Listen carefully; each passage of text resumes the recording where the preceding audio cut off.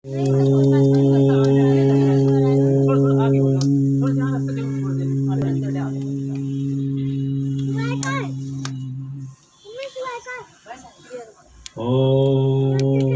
चैतन्यं शाश्वतं शान्तं व्योमातीतं निरञ्जनं नादबिन्दुकलातीतं तस्मै श्रीगुरुवे नमः। ॐ सहनावतु सहनो भुनक्तु सह वीर्यं करवावहै तेजस्विनावधीतमस्तु मा विद्विषावहै।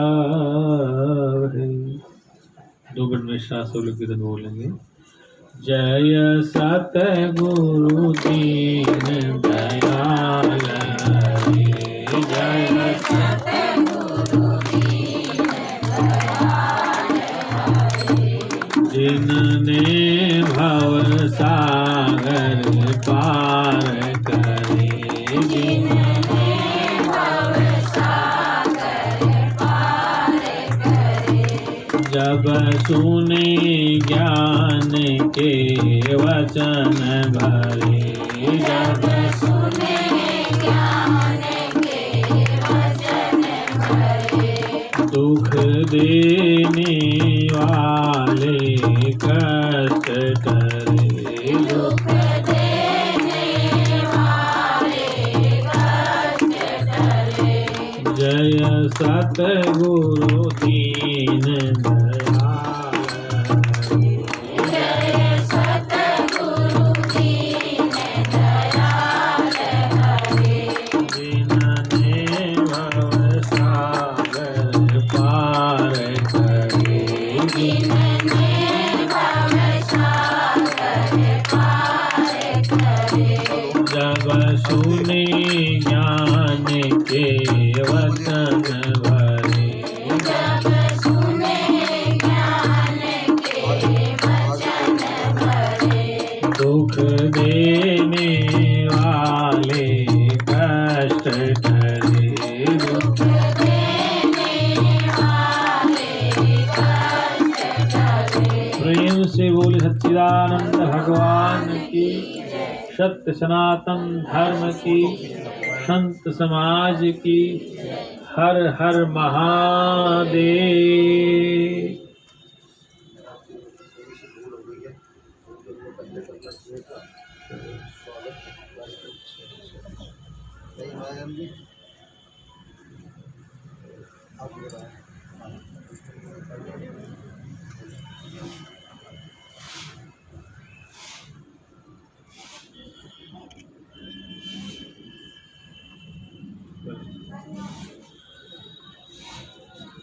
अर्चनी वंदनी है उस जगत नियंता परम पिता परमात्मा की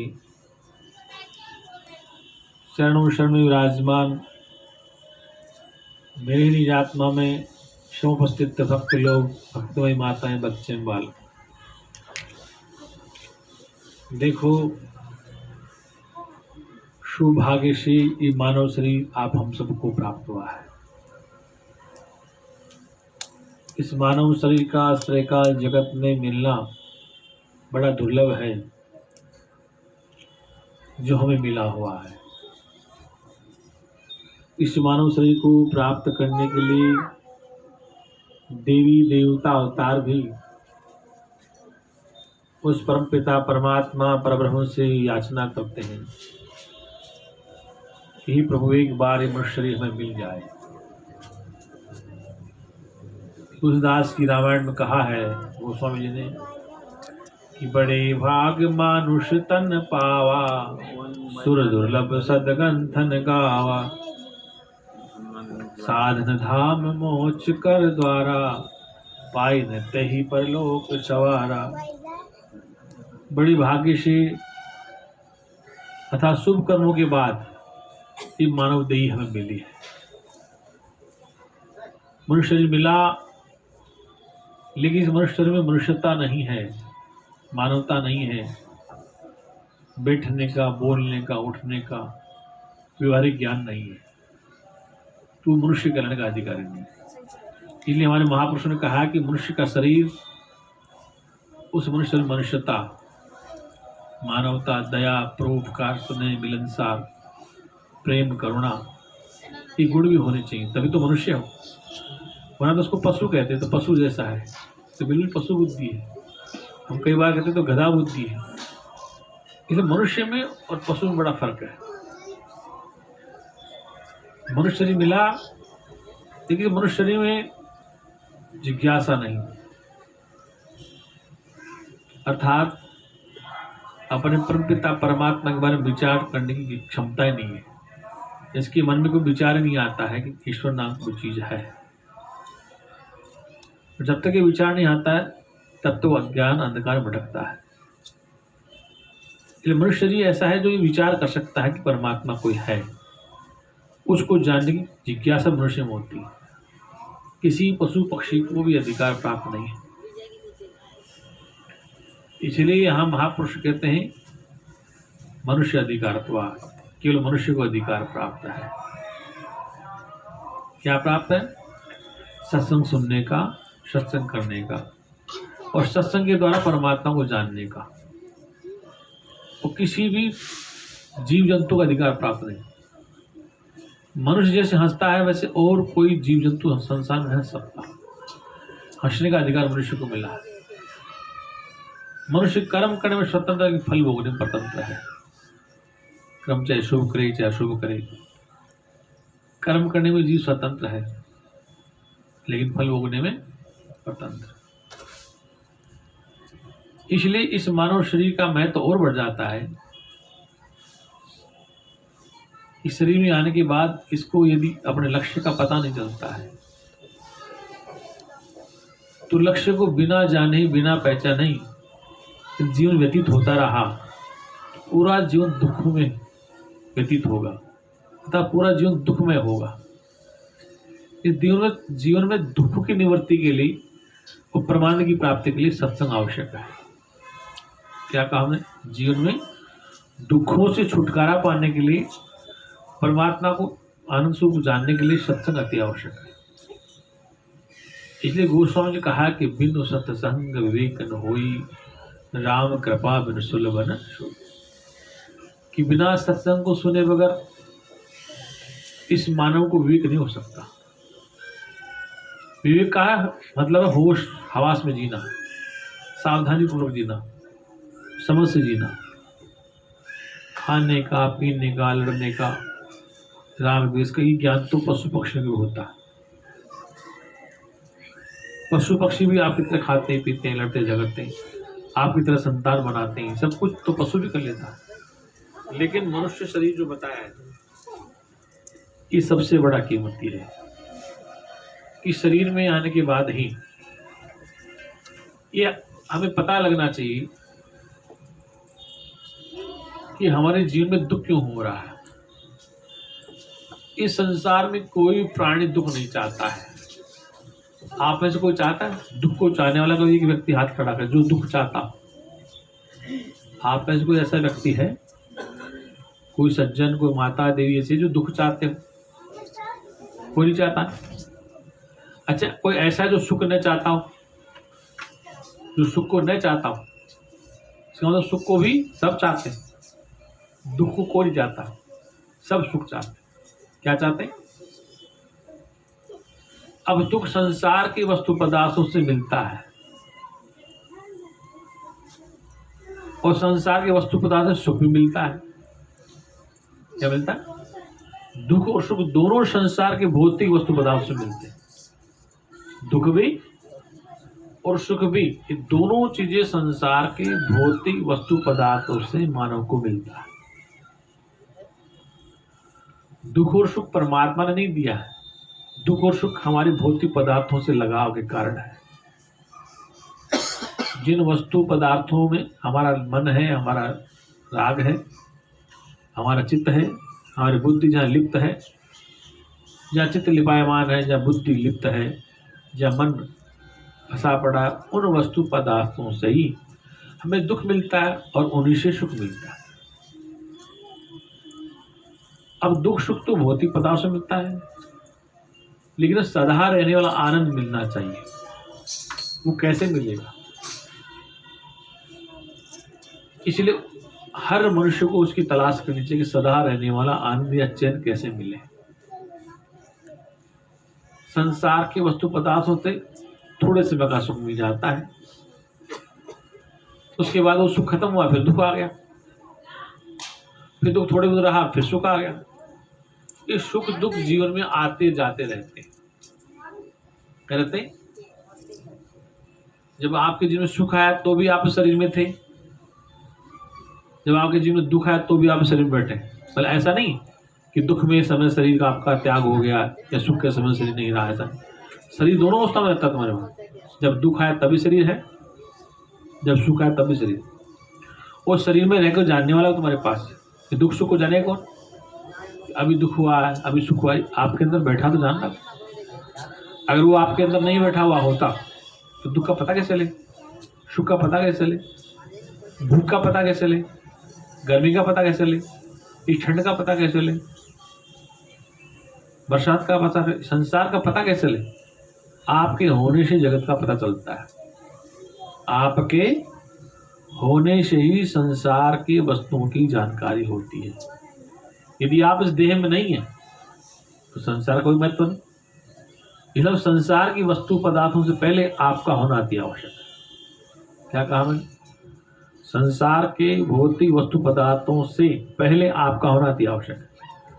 अगर आप नहीं है तो संसार के भौतिक वस्तु पदार्थों कौन पहचानेगा, कौन उनकी वैल्यू करेगा, कौन उनको भोगेगा, कौन उनको छुएगा, कौन उनको प्रयोग करेगा?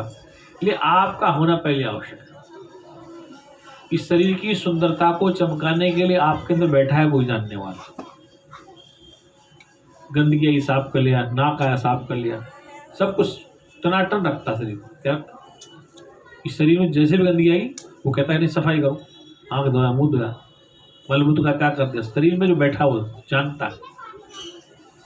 आपके मन में सुख आ रहा है, दुख आ रहा है, कितने समय का है उसको वो जानना है, दुख कितने समय उसको वो जानना है, सुख कब आया कब चला गया इसकी भी जानकारी उसको है।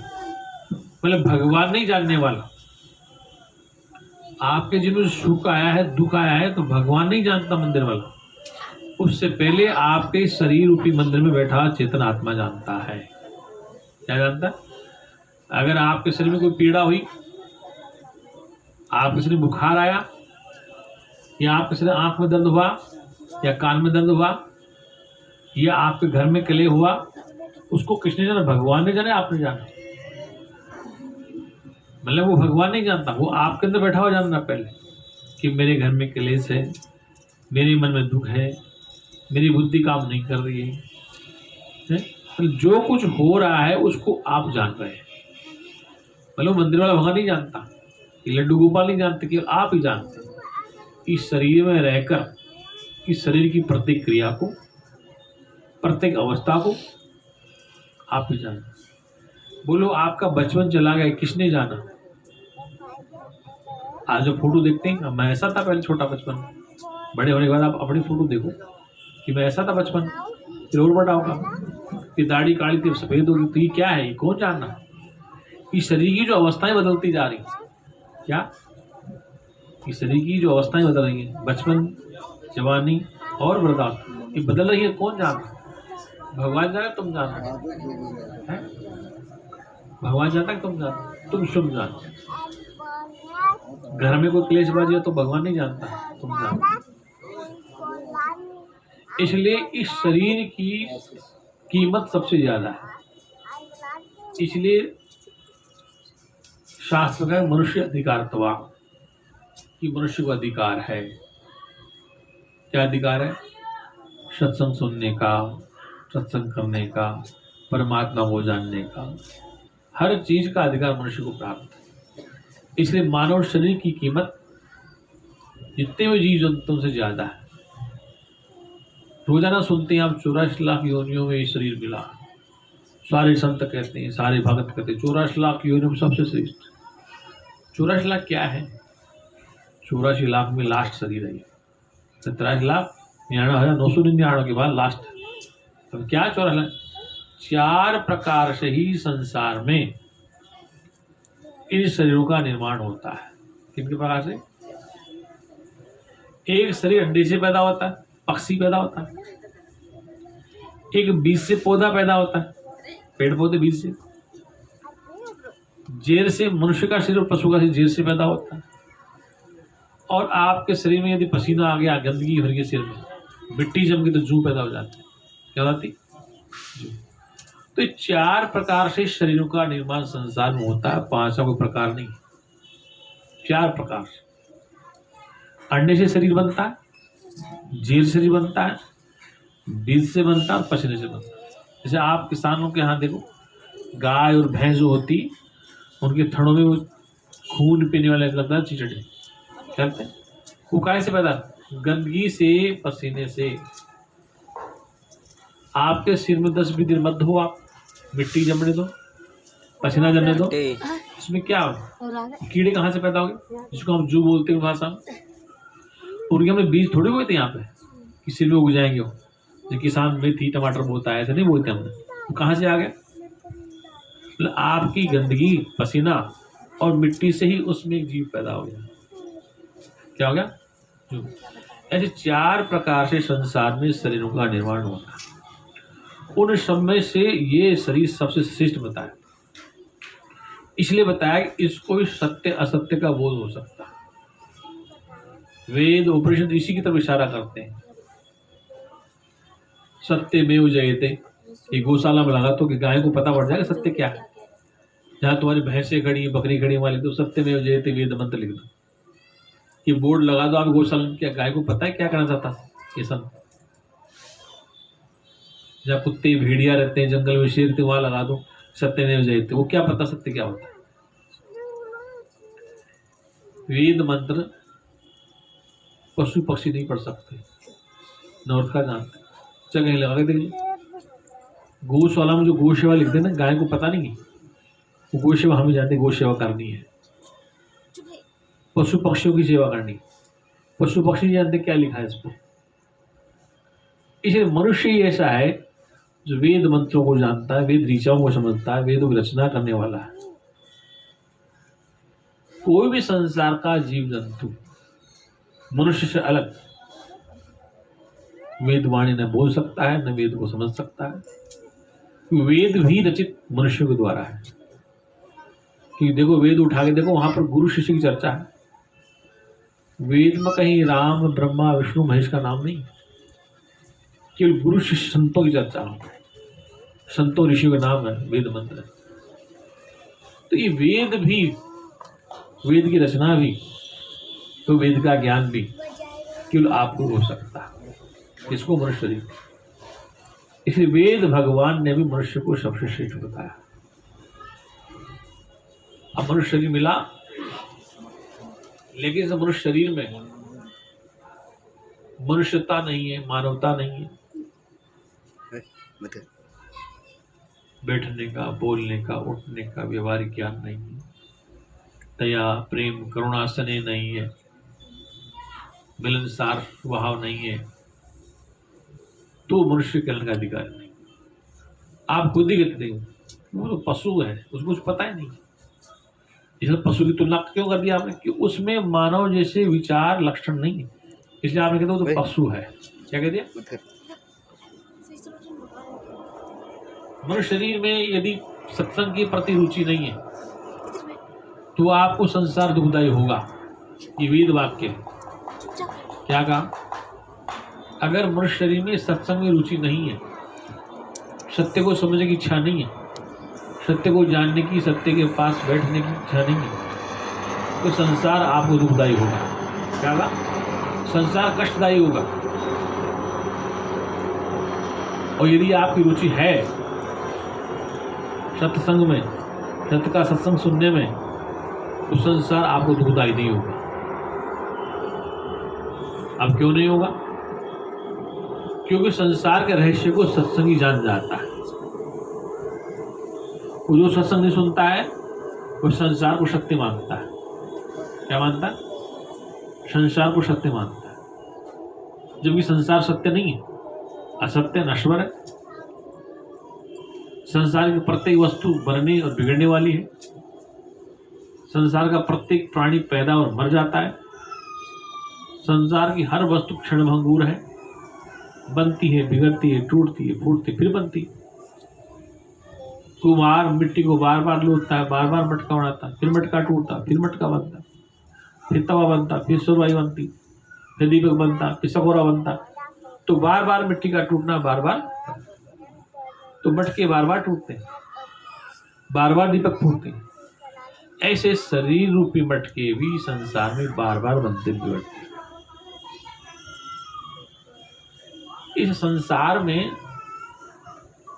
मनुष्य के पास ही परमात्मा ने वो क्षमता दी है, बौद्धिक क्षमता, इस संसार के रहस्य को जानकर वो शांति से अपना जीवन व्यतीत कर सकता है। और वो भी कब? जब सत्संग में रुझान हो, सत्य को समझने की प्रबल जिज्ञासा हो, तभी चैन मिल सकता, वरना नहीं मिल सकता। अब प्रश्न ये आता है कि सत्संग कहते किसे हैं? क्या भजन गाना, गाना बजाना, नाचना कूदना ये सत्संग है? ये सत्संग नहीं, ये सत्संग की तरफ मोड़ने का रास्ता है।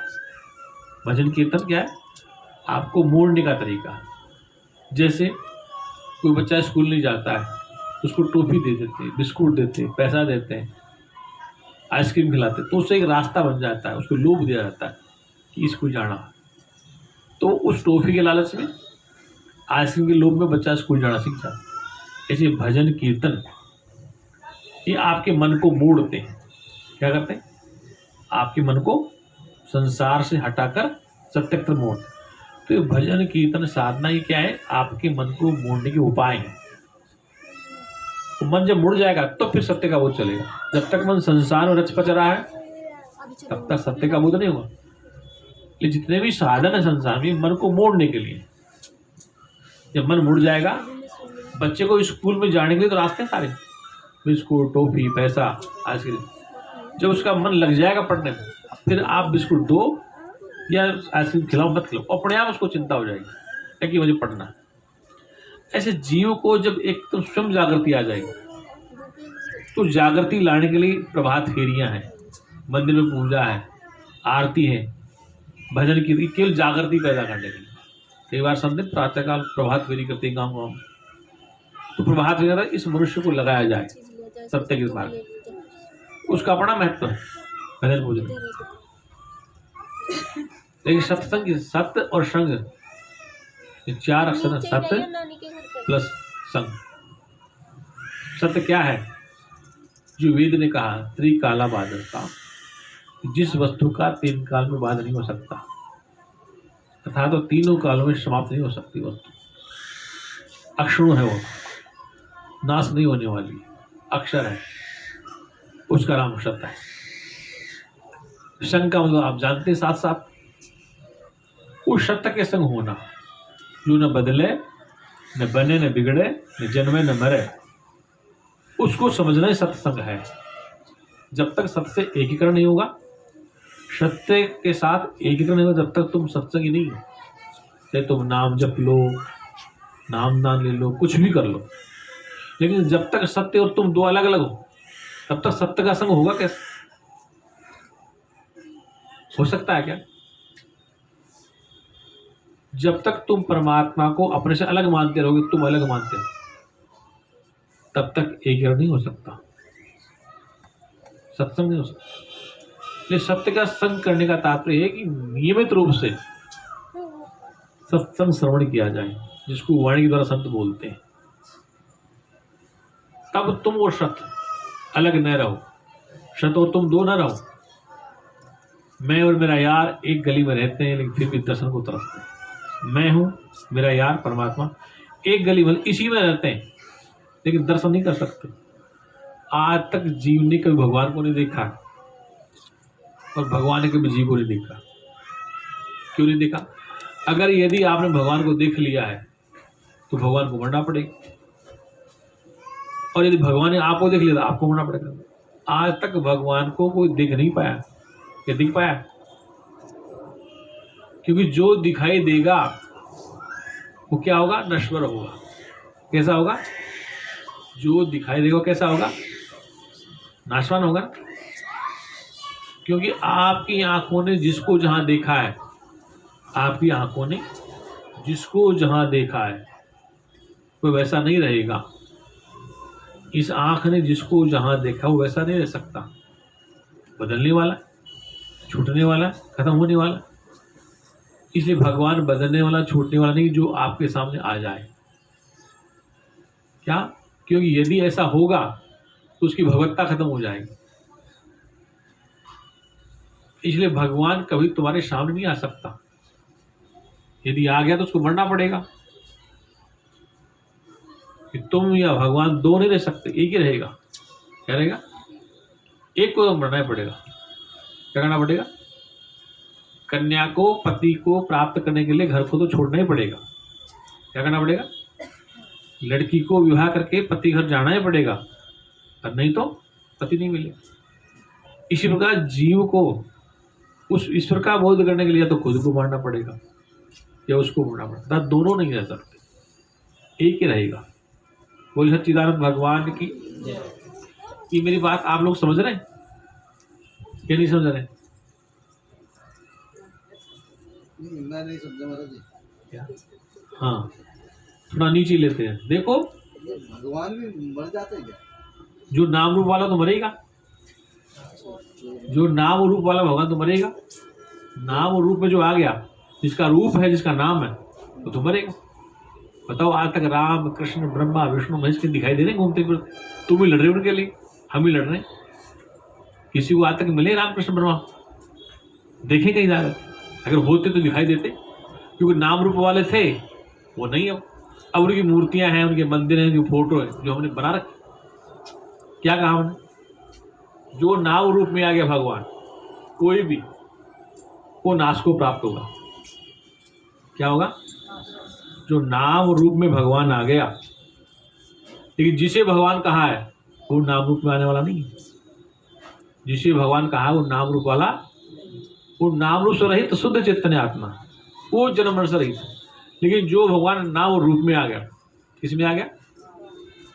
बताओ, मैं तो पूरे हिंदुस्तान में घूम लिया, मुझे तो न गणेश जी आज तक मिला, न राम जी मिले, न कृष्ण जी मिले, न महावीर मिला। महावीर की भी क्या, मैं बुद्ध की जन्मभूमि जाके आया, बुद्ध तपस्या वहाँ भी रह के आया, ये मिले नहीं। मूर्ति मिली, वो नहीं मिली। या उनका साहित्य मिला तो पता पड़ा, वो भी यही कहते थे जो मैं कह रहा हूँ।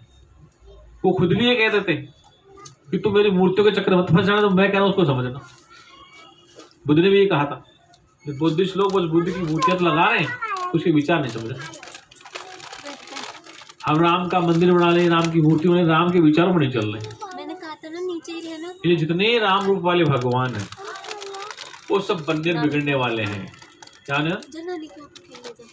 श्री कृष्ण गीता में अर्जुन जी तो कहते हैं, मैं हूं तो चैतन्य, अविनाशी, अजन्मा, लेकिन शरीर लेके मैं जीव कल्याण के अवतरित हूँ। क्या लेके? ये मानव शरीर लेकर के मैं जीव कल्याण के लिए आया हूँ। लेकिन तू मुझे शरीरधारी समझता है अर्जुन, तू मुझे देहधारी समझता है, लेकिन मैं देह वाला नहीं। तो दोनों बात करें, मैं चैतन्य हूँ, अजन्मा हूँ, लेकिन तू मुझे देह वाला समझ रहा है। और मैं देह में आके बोल रहा हूँ कि जितने भी भगवान आज तक आए, भगवान बताओ सर्व जगह है, सब जगह व्यापक है। तो व्यापक होने के बाद आपके मेरे बीच में यहाँ भी है, वो पक्का है ना? यहाँ वो नहीं बोल रहा, क्योंकि बोलने के लिए उसको अंतःकरण चाहिए। क्या चाहिए? शरीर चाहिए। क्या चाहिए? बिना शरीर के कोई अवतार आज तक नहीं बोल पाए। कभी राम बन के, कभी कृष्ण बन के, कभी बुद्ध, कभी महावीर, कभी कबीर, शंकराचार्य बन के, ऋषि दयानंद बन के, विवेकानंद बन के शरीर लेके आए। क्या लेके आए? तो शरीर के माध्यम से बोलेगा, और शरीर नश्वर है उनका। क्या है? लेकिन शरीर के द्वारा बोध करा के, जैसे अग्नि क्षम जलती है और जल के खाक कर देती, खुद ही बंद हो जाता है, जला करके बंद। जो खुद भी शरीर लेके आए, उपदेश दिया, खुद भी शरीर में चले गए, शरीर से ही चले। तो कहने का तात्पर्य, जितने नाम रूप वाले भगवान हैं वो पैदा होने वाले हैं और मरने वाले हैं। लेकिन नाम और रूप से जो रहित है, देखो सुनो, आपको समझाते हैं। जब भगवान कृष्ण का जन्म हुआ, क्या हुआ? ये तो हर साल से जब कृष्ण जन्माष्टमी मनाते हैं, मंदिरों में जाते हैं, तो पत्रकार बोलता मथुरा से, आज अजन्मा का जन्म होने जा रहा है तो अजन्मा जन्म होने जा। ये बताओ कि भगवान कृष्ण का जब जन्म नहीं हुआ था, क्या नहीं हुआ था? जन्म नहीं हुआ था। जो माता देवकी और वसुदेव के गर्भ में नहीं थे, उनका नाम क्या था बताओ? अपनी माता गर्भ में नहीं है तो भगवान देव की माता नाम, पिता कौन? वसुदेव। तो माँ के गर्भ में नहीं है तो उससे पहले क्या नाम था? और पिता वसुदेव गर्भ में क्या नाम था? और वसुदेव से पहले क्या नाम था? तो गर्गाचार्य तो बाद में नाम रखा ना, जो माँ के गर्भ से बाहर आ गए तब नाम रखा। कृष्ण रख दो, मधुसूदन, देवकी नंदन, गिरधर, गोपाल, इतने के नाम बता दिए। तो वहां चलो आप कि जब उनका जन्म नहीं हुआ था उससे पहले क्या नाम था? माता देवकी के गर्भ से पहले क्या नाम था? कोई नाम था? समझ मेरी बात? नहीं समझी? इसको कहते हैं ब्रह्म विद्या। ये बड़ा गुड़ विषय है, जब समझ में आए तो शांति मिल जाएगी। अब बताओ, ये जितने भी ज्योतिषी लोग हैं ना, ये भविष्यवाणी बताते हैं शरीर की, इसका नाम क्या है, इसका जन्म कब हुआ था। ये सच्ची बताऊं, आपको अपने जन्म का नहीं पता सकता। एक आदमी अपना जन्म सही बता दे, मुझे 1 लाख रुपये नगद इनाम हो।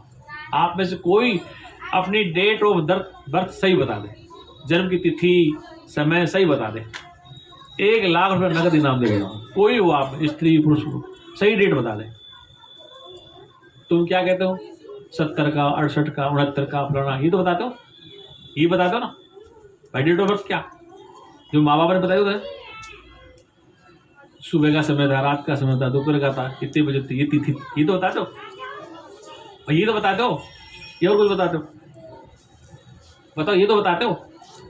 70 का जन्म है, 65 का है, 50 का है, सन 47 का है, सन 80 का है, ये तो बताती है, वो कुछ बताते हो? अब आगे चलूं, तुम्हारा भ्रम तोड़ूं। बताओ, जब तुम्हारा जन्म हुआ, जन्म कितनी बार हुआ तुम्हारा पता है? वो तो तारीख गर्भ से आने के बाद की बता रहे हैं। जब आपका शरीर बन चुका था 9 महीने माँ के गर्भ में, उसके बाद की तारीख है वो तो। कौन सी तारीख है? आप 9 माह तक माँ के गर्भ में रहे हम, उसमें कौन सी तारीख थी? तो 9 महीने पल चुके पहले, उसके बाद की तारीख बता रहा पंडित। कोई पंडित चिड़ बन जाना, ज्योतिषी कोई मेरी फिर लड़ते हैं महाराज जी क्या करते। अच्छा चलो, अब 9 महीने पहले तुम कहाँ थे, उसकी तारीख याद है तुम्हें? तुम्हारी माँ को नहीं पता। उससे पहले तो पिता घर में थे, कौन सी तारीख थी तुम्हारी? क्या कहा है आपने? आम खाया था, अमरूद खाया था, दूध पिया था, काजू बादाम खाए थे, तुम कहाँ से बने? तुम्हारा फेल हो गया ज्योतिष। समझ में आ गई बात? बताओ कहाँ है तुम्हारा जन्म? बताओ ये संजय है कि किसकी जन्म कुंडली देखते हैं पंडित? पूरे घर में पूरे अरे जाती, उसके बाद आदमी पैदा होता तो वो डेट तारीख तुक्का लगा रहे, तुक्का लगा। अरे 100 पत्थर फेंकते हैं पंडित, एक तो लगी जाएगा यहीं पर। किसका जन्म बता रहे हो? आपका, आप माँ के घर में 9 महीने रहे, हम सब माँ के घर से रहे ना, ठीक है। 9 महीने पहले हमारा शरीर बन चुका था, कौन सी डेट बता रहा है? वो तो आज पैदा होने को बता रहा है। नहीं समझ? अच्छा, 9 महीने से पहले हम पिता घर में थे, उसमें कौन सी डेट थी? तुम्हारी ज्योतिष को मिल गया 0/0, कुछ नहीं, फेल। किसकी भविष्यवाणी कर रहे हो वही शंकर बता। तो ये वास्तव में संसार ऐसा ही है, मतलब भोले लोगों इतना बेवकूफ बनाया गया। जो आदमी मजदूरी कर रहा है, मेहनत कर रहा है, पिताजी मर गया, गंगा जाने के लिए रास्ता पैसा नहीं है, तो गंगा गुरु कहता तेरी बाप को मुक्ति दिलाऊंगा, इतने 1000 दे दक्षिण। वो बेचारा दिन में मजदूरी कर रहा है, अब मुक्ति दिला रहा है। मरने के बाद मुक्ति किसने देखी? मरने के बाद मुक्ति किसने देखी? तो बताओ तुम कब जन्मे? तुम्हें याद है किसी को? बच्चे की माँ को पता होता नहीं मेरा बच्चा कब पेट में आया, कौन सी डेट बता देता हूँ, उससे पहले कब था? तो आप कौन से जन्म की बात कर रहे हो? आप कौन से भविष्य की बात कर रहे हो? ये तुक्का लगा रहे संसार के लोग। क्या कर रहे हैं? अरे भाई 9 महीने पहले हम माँ के घर में आ चुके थे, तो हमारी डेट तो खत्म हो गई पहले। 9 महीने से हमारा पेट माँ के घर में हम पल रहे थे, उसके बाद संसार में है तो हमारा नामकरण कर दिया लोगों ने। राम का कर दिया, कृष्ण का कर दिया, आप सबका कर दिया, हमारा कर दिया। ये बात समझ में नहीं आ रही आपको? भाई जो मैं कह रहा हूँ समझ में नहीं आ रही आपको बात? भाई बताओ, मैं जो कह रहा हूँ समझ नहीं आ रही आपको? इसमें ज्यादा दिमाग की जरूरत नहीं। भाई पंडित जी जन्म कुंडली किसकी बनाते हैं? जब आप माँ के घर में 9 महीने पल चुके 9 महीने बाद आप संसार में, तो उसकी तिथि उसका टाइम बताते पंडित। आज जब धरती में पैदा होते वो डेट तारीख लिखा जाता है। और उससे पहले जो कि हम पूर्ण शरीर में आ चुके थे, जब 9 महीने तक तुम्हारा शरीर बन चुका था, तुम्हारे आंख नाक कान सब बन चुके थे, मन बुद्धि सब बन चुके थे, तो किसकी तरह तिथि करा रहे? अरे पेट में तो माँ बताती भी है कि बच्चा इधर पैर मार रहा है, इधर वो बताओ मतलब क्या है ये? उस समय तो कोई तो अब सुनो इसको दूसरे मतलब मैं ये कह रहा हूँ, ये सूक्ष्म विज्ञान है। इसलिए वेद ने कहा विज्ञानम आनंदम ब्रह्म। वो ब्रह्म जड़ नहीं है, वो विज्ञान स्वरूप है। बुद्धि को रगड़ो, मतलब बुद्धि को आप रगड़ो की बात कहाँ तक ठीक है। कोई हस्तरेखा दिखा रहा है, कोई जन्मकुंडली दिखा रहा है, कोई क्या कर रहा है। अगर वास्तव में ही हस्तरेखा जन्मकुंडली सत्य होती, जितने भी ज्योतिष वाले लोग, उनके बच्चे सारे कमिश्नर बनते, डिप्टी कमिश्नर बनते, सब IAS बन जाते और सारे वैज्ञानिक बना देते। उपाय है उनके पास। जो ज्योतिष देखते हैं, अगर उसमें इतनी ताकत होती तो अपना उपाय तो कर लेते बच्चों के लिए। उनके बच्चे सारे डीएम बनते, उनके बच्चे सारे वैज्ञानिक बन जाते। ऐसा नहीं है ना महाराज जी, तो क्या करना, वो तो बच्चों का जो भविष्य इस संसार में है हाँ। सब वो बताता, जो है वो बता देगा। अगर वो डिप्टी कलेक्टर बनेगा, CM नहीं, बनेगा, उपाय भी तो बताते हैं, ऐसा करने से ऐसा हो जाएगा, तुम्हारा हो सकता है, ऐसा करने से ऐसा हो जाएगा, ऐसा करने से ऐसा हो जाएगा, ये दान कर दो, ये पुण्य कर दो, हीरे पखराज दान कर दो, सोना चांदी दान कर दो, तुम्हारा लकी नंबर है, पीला दाल दान कर दो, तेल दान कर दो, कपड़ा दान कर दो। वो दान करने से ऐसा काम हो जाएगा। संभावना कुछ नहीं है, गारंटी कुछ नहीं है, हो सकता है। संभावना असंभावना हो भी जाए, नहीं भी हो जाए, तो क्या ये तीर तो कह तो है। इसलिए जन्म किसका? शरीर का, लेकिन शरीर की कोई तिथि फिक्स नहीं है। इस शरीर की कोई फिक्स डेट नहीं आज तक कोई बता पाया आपको। तुम बताओ, मेरे बता, नहीं पता ना। ये बात ठीक है गलत है? सब हाँ करो या झूठ बोलो, या तो मैं झूठ बोल रहा हूँ या तुम हाँ करो, या तो मैं झूठ बोल रहा हूँ अकेला या तुम सारे झूठ बोलो मेरे साथ, या मैं सत्य बोल रहा हूँ या तुम झूठ बोलो। एक तो झूठ बोला आप सब में से, या तो मैं झूठ बोल रहा हूँ या तुम झूठ बोल रहे हो।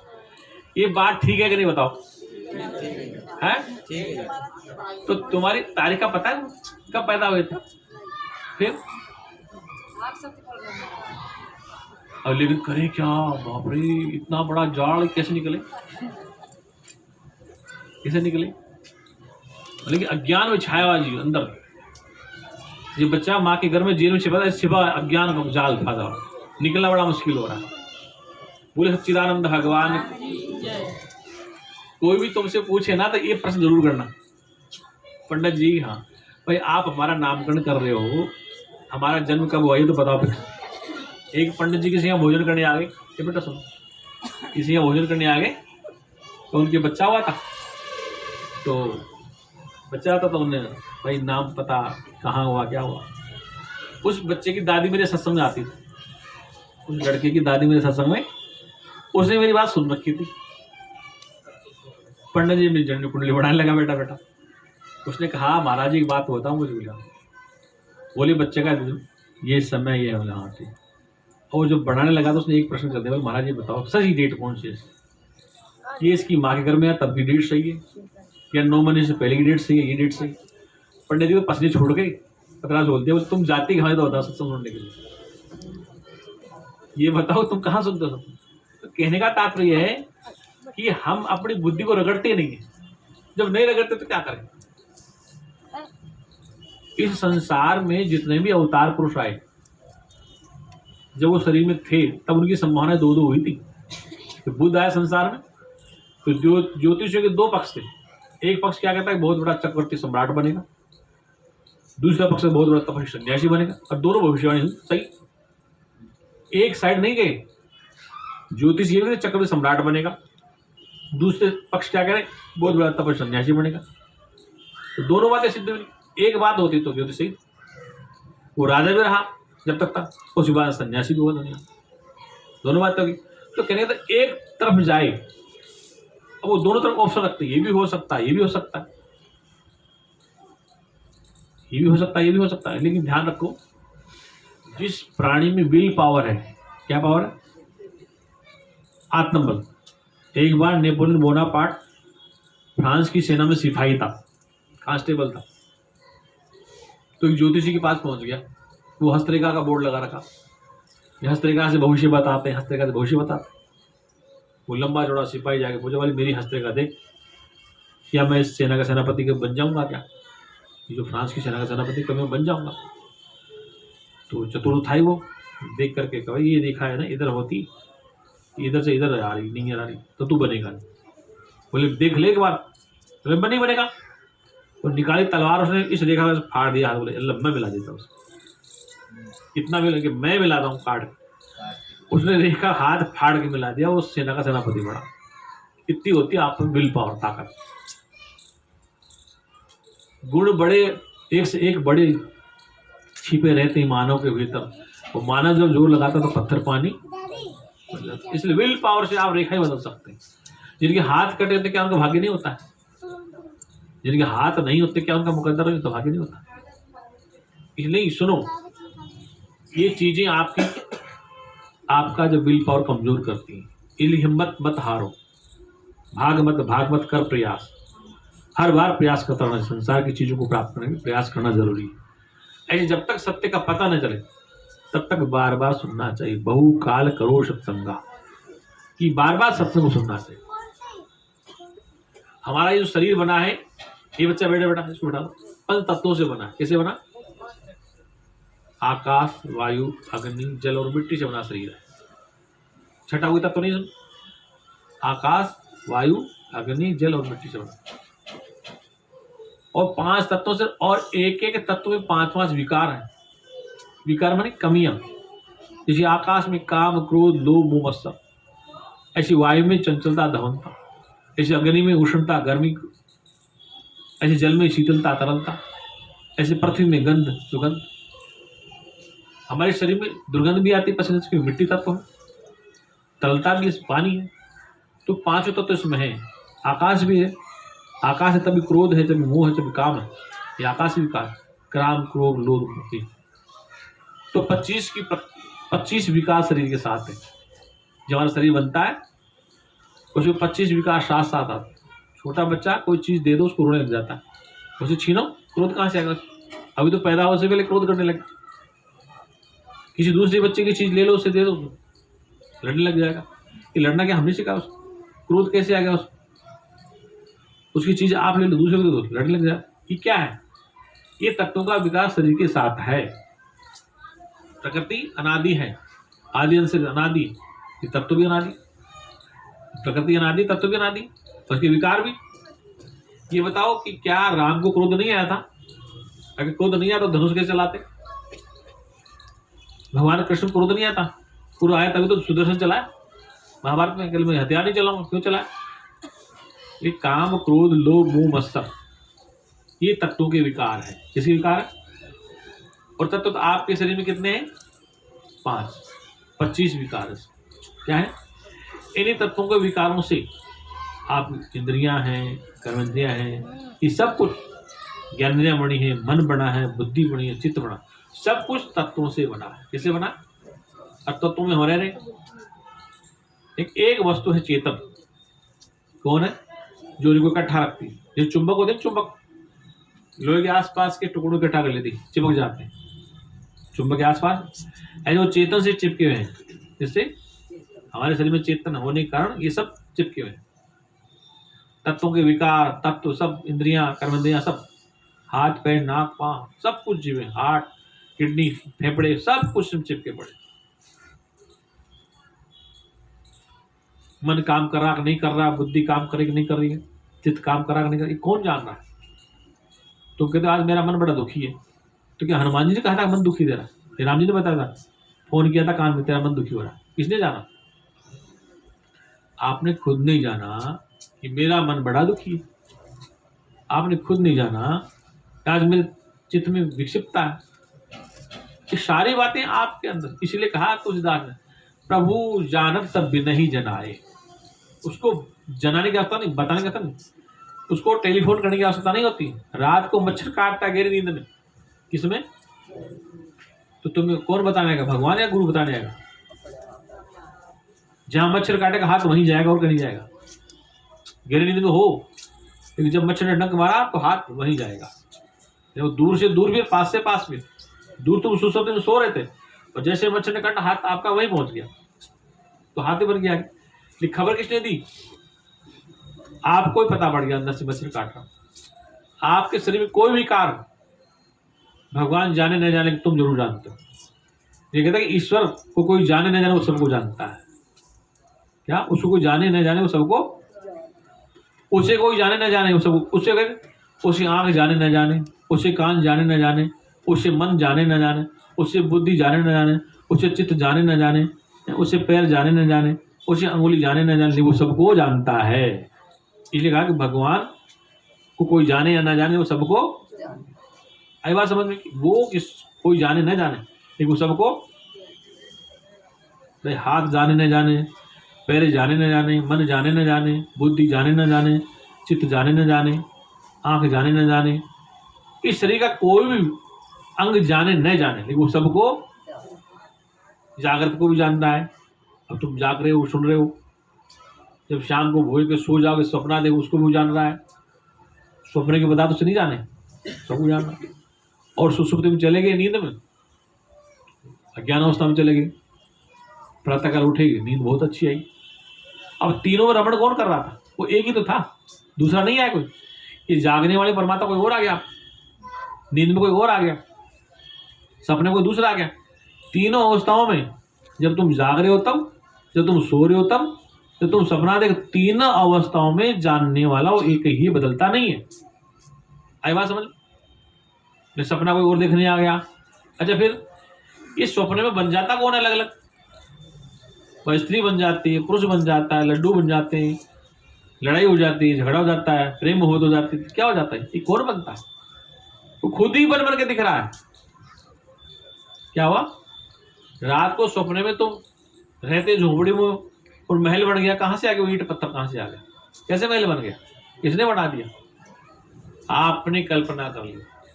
वो बड़े खुश हो रहे हो, क्या हो गए? बड़े खुश हो, महल बन गया आराम से। आँख खुली तो वही लेटते हैं, वो कहाँ गया महल?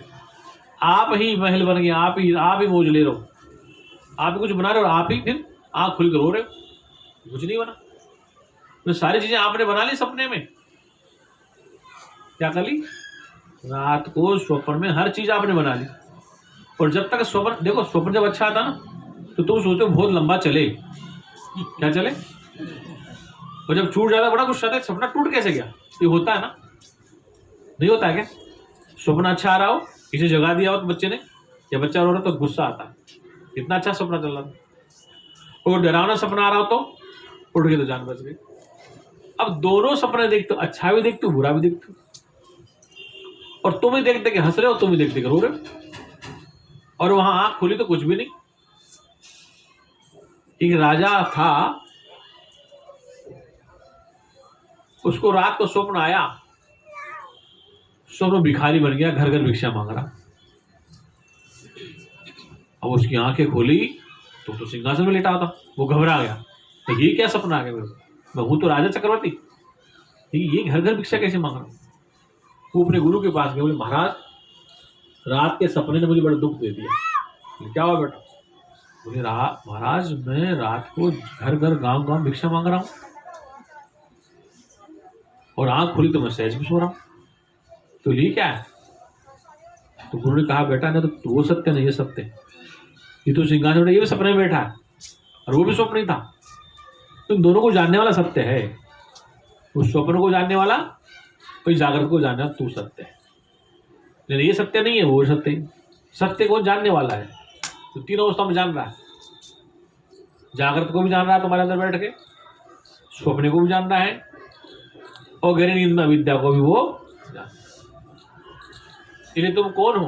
अब तुम सुनो, फिर तुम आ जाओ, तुम शरीर नहीं हो, तुम मन बुद्धि भी नहीं हो, कि मन बुद्धि तो यंत्र काम करते हैं ना। रात को सपने में अगर मन बुद्धि न हो तो क्या सपना देख लोगे? ये माइक न तो क्या आवाज आ जाएगी? इसलिए स्वप्न को देखने के लिए अंतःकरण होना जरूरी है। जब रात को स्वप्न देखोगे तो क्या होगा? अंतःकरण सोता नहीं, जागता रहता है, तब तो सपना चलेगा। ये जागृत में स्वप्न चल रहा, अगर अब भी हमारा अंतःकरण जागृत न हो तो हम नहीं देख सकते। इसलिए स्वप्न को देखने का अंतःकरण जरूरी है, और जागृत को देखने के लिए अंतःकरण, और गहरी नींद में अंतःकरण सो जाता है। क्या जाता है? वहाँ झगड़ा खत्म, थोड़ा सा सुख मिल जाता है आदमी के लिए, थोड़ा रिलीफ मिल जाता है, रेस्ट मिल जाता है, आदमी फ्रेश हो जाता है। क्यों कि जो औजार है ना सब शांत हो जाते हैं। गाड़ी जब चलती है वो डीजल भी खाती, इंजन भी गर्म होता, लेकिन जब इंजन बंद हो गया तब गाड़ी ठंडी। ऐसे हर प्राणी गहरी नींद में जाकर के फ्रेश हो जाता है। क्योंकि जिससे लफड़ा हो रहा था, जिससे दुख मिल रहा था, जिससे सुख मिल रहा था, वो औजार ही बंद हो गया। क्या था सुख दुख का कारण? मन बुद्धि थी, और मन बुद्धि गहरी नींद में सो जाती है। क्या जाती? सो जाती। फिर तो बड़ी चेतना में ले हो जाते हो। फिर जब चेतना वापस जाकर आते फिर अंतर्गण जुड़ती, फिर तुम कहते हो आज नींद बहुत अच्छी है महाराज, बहुत अच्छी है, बहुत अच्छी नींद है। ये किसको पता था? तुम तो सो गए थे, किसको ज्ञान था कि नींद बहुत अच्छी है? तुम तो सो गए थे, किसको ज्ञान था कि नींद बहुत अच्छी है? तो भी तो जग रहा था, तभी तो कह रहा कि नींद अच्छी है। ये तो कहता कैसे हो? सपना बहुत बुरा है, ये कौन कह रहा है? सपना बहुत बुरा है, आज का प्रोग्राम बहुत अच्छा रहा, आज का प्रोग्राम खराब रहा, ये कौन कह रहा है? हर पल हर क्षण तुम्हारे पास कहने वाला सुनने वाला होता है। बोले सच्चिदानंद भगवान की। इसलिए कहने का अभिप्राय यह है कि ये मनुष्य शरीर जो मिला है ये बहुत अनमोल और कीमती है। इस मनुष्य शरीर में ही आप सत्य का असत्य का बोध कर सकते हैं। किसका? सत्य का असत्य का। सत्य किसे कहते हैं? जिसका 3 काल में नाश नहीं होता है। असत्य उसे कहते हैं जो होता ही नहीं है। जैसे बंध्या का पुत्र ने सूर्यधन को मार दिया, तो बंध्या के पुत्र होता नहीं, मारे क्या? आकाश में फूल उग जाते हैं, उगते नहीं। मिथ्या उसे कहते हैं जो दिखता तो है, ये दिख रहा है लेकिन स्थिर नहीं रहने वाला। मिथ्या उसे तो दिखता है लेकिन ढूंढने में मिलता। ये दिनेश किसी का नाम है, क्या नाम है? दिनेश। तुमने सिर पे हाथ रखा भाई दिनेश, ये क्या दिनेश? तो वहां दिनेश नहीं, वहां तो सिर के बाल है। फिर हमने और देखा तो वहां चमड़ा है, हड्डी है, फिर और रगड़ा मांस है, रक्त है, दिनेश नाम की चीज नहीं मिली। कहाँ गया दिनेश? यहाँ से हमने ढूंढना चालू किया, इसमें क्या मिला? बाल मिलने, हड्डी मिली, मांस मिलना, ब्रह्मोत्ता का सुख और तेज और चटनी, दिनेश नहीं मिला।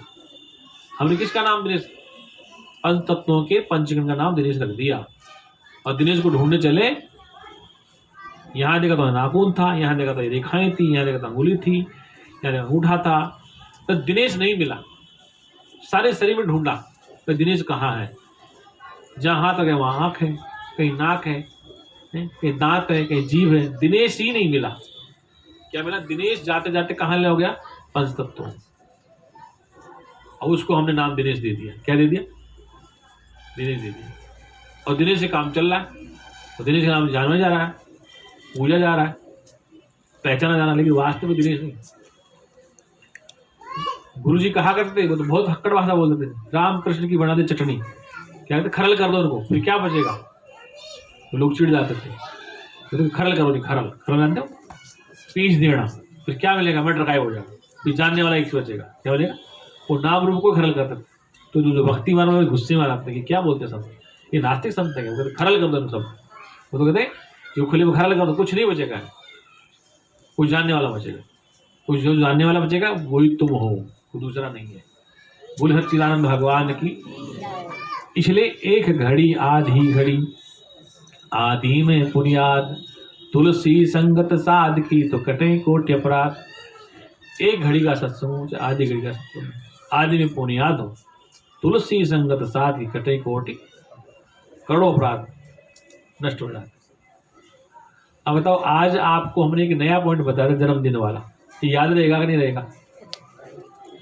है भाई, ये जन्म वाला हमने बताया था, याद रखना, कभी कभी चक्कर मत फंस जाना। ये जन्म किसका हो रहा है? तो एक घड़ी में, एक पल में एक बात समझ में आ जाए तो कई ग्रंथियां टूट जाती, शंकाएं टूट जाती। इसलिए जन्म शरीर का हो रहा है। तारीख किसकी लिख रहे हैं?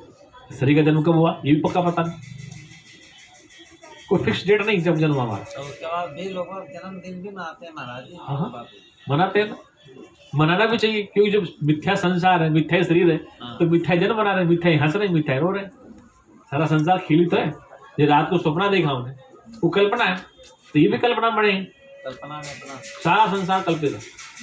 हम भी कल्पना में, ये सृष्टि कल्पित है, रात को सपने में कल्पित है, तो ये संसार कल्पित है। अब कल्पना में कल्पने से बने हुए हैं, कल्पना की चीज तो कैसी होगी, नकली होगी। कल्पना था ना स्वप्ना, तो स्वप्न और मिथ्या, तो मिथ्या मिथ्या जैसा होगा। चाहे किसी का जन्म बनाओ, मिथ्या मिथ्या से रहता है। शरीर मिथ्या है, इसका जन्म मिथ्या है, सब मिथ्या से मिथ्या में काम चल रहा। सत्य एक परमात्मा है, क्या है? अब कैसे सत्य सुनो। कुम्हार जब मटका बनाता है, क्या बनाता है? सुराही बनाता है, मटका बनाता है, सुराही बनाता है, दीपक बनाता है, सकोरा बनाता है, मिट्टी से बनाता है। किसे बनाता? और वो मटके अलग अलग दिखते हैं, सुराही अलग अलग दिखती है, दीपक अलग अलग साइज के हैं, छोटा है बड़ा। तो हमारी दृष्टि किस पे है? हमारी दृष्टि मटके पे है, सुराही पर है, दीपक पर। छोटा दीपक, बड़ा दीपक, बड़ा मटका, छोटा मटका, छोटी सुराही, बड़ी सुराही, बड़ा सकोरा, छोटा सकोरा। तो हमारी दृष्टि किस पे है? मटके पे। कभी मिट्टी पे गई है? जिस दिन हमारी दृष्टि मिट्टी पहुंच जाएगी, किस पे हो जाएगी? कि इन सब में मिट्टी ही है, तो मिट्टी को जाने वाला अपने को जानना ही है। हम केवल मटकों तक सीमित हैं, सुराही तक, सकोरे तक। और सारे सुराही, सारे मटकी मिट्टी में कल्पित हैं, मिट्टी से कुछ भी। इसलिए मिट्टी के मटके कल्पित है, सुराही कल्पित है, सकोरा कल्पित है, मिट्टी सत्य है। अंगूठी, हार, कंगन सोने में कल्पित हैं। हार, अंगूठी सोने में कल्पित है, सोना सत्य है। क्या सत्य है? कभी आपने जोरी से जाके सोना मांगा, अंगूठी मांगी? अंगूठी दिखा दो, हार दिखा दो, कंगन दिखा दो, नाक का दिखा दो, कान का दिखा दो, ये दिखा दो। कभी सोना मांगा नहीं। ये सब सोने में कल्पित नहीं, मिट्टी में सब बर्तन कल्पित है, वो सारे आभूषण सोने में कल्पित। किसमें कल्पित है? हम आपसे कहें अपनी अंगूठी ले जाओ, हम सोना दे जाओ, तो क्या अंगूठी सोना अलग अलग हो सकते हैं? हम कहेंगे हमारी मिट्टी दे जाओ, मटका ले जाओ, तो क्या मिट्टी मटका अलग हो सकता है? ये कल्पित है, वो नकली है। मिट्टी का बर्तन कल्पित है, वो नकली, मिट्टी सत्य है। ऐसे हार, कंगन, अंगूठी कल्पित नहीं, नकली है, और सोना सत्य है। क्या है? सोना। ऐसे शरीर जब हमारे हैं, ये सब कल्पित है, ठीक है? जितने मटके बने हुए हैं, पंचतत्व बने, ये सब कल्पित हैं, लेकिन में रहने वाला चेतन एक है। क्या है? रहने वाला चेतन वो सब में एक ही है। उसी को अकाल पुरुष, वाहेगुरु, गुरु इलाही अनेक नामों से पुकारा गया। सतनाम, वाहेगुरु, कर्ता पुरुष, अनेक नाम से कहा गया। इसलिए वो चेतन एक है। वो क्या है? वो जितने भी गुरु मंत्र जो देते हैं ना, तंत्र मंत्र जो देते हैं, हमारे कितने अक्षर? 52 अक्षर है। कितने अक्षर है? बाहर खड़ी करके उनमें से देंगे, आपको देंगे नहीं। जैसे आकाश के तरह शब्द आकाश है, गुण उसे लग देंगे नहीं। वो जितने नाम देंगे वो उस नाम में आने वाला है ही नहीं। नाम से नाम ही अलग होता है। वो नाम में आने वाला जिसके नाम है, जिसके नाम चेतन है, जिसके नाम ज्ञान स्वरूप है, वो नाम में आने वाला नहीं। बोले अनामी है, अगर बार बार अनामी कहेंगे तो अनामी एक नाम हो जाएगा। एक मेरे पास एक महात्मा है हरिद्वार में, कुंभ के मेले 2010 में, तो उसको मैंने पूछा तुम्हारा नाम बताओ, वो 5 मिनट तक बोला ही नहीं। संगत से पूछा क्या नाम, बैठा था तो बोल रहा, तो मैं अनामी है क्या? तो बोले, सब हंसे। उसके बाद उसको सब अनामी कहने लग गए। मतलब अनामी वो नाम नहीं था उसका, मैंने वैसे बोले अनामी, तो उसको सभी अनामी बोलने लगे। अब अनामी था, अनामी का नाम हो गया। अनामी जिसका नाम ना हो, लेकिन बार बार अनामी बोलना से उसको अनामी लोग कहने लगे। वो अनामी जी कह रहे थे, अनामी, उसका नाम अनामी हो गया। अब तो शरीर नहीं हाथ चलेगा, छूट गया। तो कहने बार बार अनामी कैसे एक नाम हो जाता है। इसलिए वास्तविकता यह है कि मानव शरीर जो मिला है, ये मिला है सुख और शांति प्राप्त करने के लिए। सुख और शांति प्राप्त कब होगी? जब सत्य को जाना जाएगा। एक बात बताओ, तुम्हारे घर में बेटा जवान हो रहा है, शादी के लिए रिश्ता नहीं आ रहा, हमने कहा देखो लड़की हम बताते हैं, बोले हमारा बताओ। ये लड़की प्लास्टिक की बना रखी है, बहुत बढ़िया सुंदर सजा रखा, तो क्या तुम्हारा लड़का शादी कर लेगा उससे? क्यों नहीं करेगा? क्यों? नकली है ना। प्लास्टिक की लड़की असली वाले से सुंदर बना रखी है हमने, लेकिन वो देखते नकली है। किसी लड़की की शादी नहीं हो, हमने वो बहुत बड़ा सुंदर लड़का बना रखा है, शोरूम में खड़ा है, तो क्या तुम्हारी लड़की शादी कर लेगी उससे? क्यों नहीं कि वो भी नकली। तो लड़का असली चाहिए, लड़की असली चाहिए, भगवान नकली चाहिए असली चाहिए? कैसा चाहिए? कि लड़का असली चाहिए, लड़की असली चाहिए, पति असली, पत्नी असली, तो भगवान नकली क्यों? वो भी तो असली चाहिए ना। इसलिए हम सारे नकली के चक्कर में फंसे पड़े, असली को पहचान नहीं पा रहे, सारे नकली के चक्कर में फंसे पड़े। और जब असली का पता चल जाएगा, क्या चल जाएगा? एक माता है, उसको संतान प्राप्त नहीं हुई, उसको दुख है कि मैंने पुत्र को जन्म दिया या कन्या को, तो उसको किसी पड़ोसी ने या रिश्तेदार ने, भाई ताऊ ने एक बच्चा दे दिया, भाई तू उसको पाल ले। उसको पाल लिया, उसमें ममत्व तो देने लगती। अब भी उसको तसल्ली नहीं है, बच्चा असली है, रबड़ का तो नहीं है, लेकिन है जेठानी का, देवर का या ताऊ का। अब भी उसमें दुख है कि मेरा नहीं है, नकली है। असली बच्चा दे दिया फिर भी उसको कष्ट है कि नहीं? लड़का तो नकली तो है नहीं, रबड़ का तो है नहीं, पत्थर की मूर्ति तो है नहीं, जेठ का है, देवर का है। लेकिन उस माँ से पूछो क्या वो संतुष्ट है? क्यों नहीं? असली दे तो संतुष्ट, लेकिन वो असली जानती कि मेरी कोख से पैदा था तो असली है वो। क्या हो? मतलब बच्चा असली है, पत्थर का नहीं है, नकली नहीं है, फिर भी माँ कहते कि मेरा नहीं। तो जब एक माँ को असली बच्चा होना चाहिए, तो क्या आपको असली भगवान नहीं चाहिए? उसको जेठ का नहीं चाहिए, देवर का नहीं चाहिए, किसी का नहीं अपना चाहिए। जब वो भी असली है, बच्चा तो बच्चा है। तो इतनी बात पूछो कि माँ को बच्चा चाहिए असली, नकली नहीं चाहिए।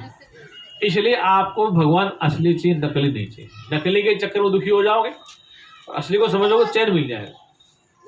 जैसे उस माँ को मान लो 15-20 साल बाद संतान हो गई, कितना चैन मिलेगा उसको छोड़ देगी जेठ वाले देवर वाले को। अब तो मेरा आ गया, क्या आ गया? अब तो उसको असली मान रही है, उसको क्या मान रही कि मेरा अपना असली है, जबकि वो भी नकली है, वो भी सदा रहने वाला है। लेकिन दृष्टांत इसलिए दिया गया है कि देवर जेठ के वाले को ओरिजिनल नहीं मानती, अपना नहीं मानती, अपने को अपना मानती। ऐसे जीव भी जब अपने भगवान को खुद जान जाए इस संसार में आकर, तो फिर उसको चैन और शांति मिल जाएगी। क्या मिल जाएगी? क्योंकि हम नकली के चक्कर में दुखी हुए हैं इतना। इस दुनिया में अगर भगवान के बारे में झगड़े नहीं होते, दुनिया में शांति आ जाती। जितने संसार में झगड़े हो रहे ये भगवानों के लिए हो रहे, किसके लिए हो रहे? एक भगवान की अगर दुनिया बात मान लेती तो झगड़े नहीं होते। एक संत की बात दुनिया मान, झगड़े नहीं होते। इस संसार में झगड़े किसके? आज सबसे ज्यादा झगड़े संप्रदाय के हो रहे हैं। किसके हो रहे? संप्रदाय, अलग अलग पंथ, धर्म, मजहब के झगड़े। लेकिन अभी तक सत्य का धर्म नहीं समझ आया। संप्रदाय आपस में अलग मार काट किसके लिए हो रही? संप्रदाय से, वर्ण से, जाति से, धर्म से, मजहब से। जितना नुकसान मजहब से हुआ कि मानवता को, 47 में हिंदू मुसलमान झगड़ा हुआ, हमेशा हर जगह गोरे काले का झगड़ा। ऐसा कौन सा युग था जिसमें झगड़ा न हुआ? महाभारत में हुआ, रामायण काल में हुआ, अभी 47 में। मनुष्य किस में लड़ रहा है? अज्ञानता में लड़ रहा है। अगर एक भगवान की बात मान लेते तो सारा संसार एक होता। एक संत की बात मान लेते सारा संसार एक होता। इसलिए सारे झगड़े किसमें हो रहे? अज्ञानता और नासमझी से हो रहे। इसलिए हमें सबसे ऊपर उठकर सत्य परमात्मा को जानना है। सत्य परमात्मा जो चेतन स्वरूप है, जो ज्ञान स्वरूप है, जो आनंद स्वरूप है, जो विज्ञान स्वरूप है, जो समस्त प्राणी के हृदय में विद्यमान है। क्या है? चींटी से लेके ब्रह्मा तक। कहाँ से लेके? चींटी से लेके ब्रह्मा खुदा तक वो एक ही चेतन विद्यमान है। ऐसा जान लें तो झगड़े खत्म। चींटी है, छोटा सा जीव है, ब्रह्मा तक, देवी देवताओं तक एक ही चेतन विद्यमान, दूसरा बना ही नहीं। चाहे हिंदू, मुस्लिम, बौद्ध, जैन, ईसाई कोई हो, सब में चेतन एक ही है। चेतन एक ही है, तो फिर झगड़ा ना। ये सारे उसी में कल्पित है। कवि ने कहा कि पनिहारी अनेक है, कुआं सब में, जल सब में एक। पनिहारी मटका लेके घूमती है, लेकिन जल तो सब में एक। ऐसे जितने शरीरधारी मटके हैं उनमें चेतन सब में एक है। ऐसा अगर समझ गए तो फिर भागदौड़ खत्म। संत कहते भी हैं, सुनाते भी हैं, कितने समझ पाते हैं कि मटके सब अलग अलग हैं, सब में चेतन। अच्छा, मटकों में देख लो, इन मटकों में 5 तत्व हैं सब में ही, चाहे वो किसी संप्रदाय का, किसी धर्म का, किसी मजहब का है, छठा कोई तत्व नहीं। क्या कहा हमने?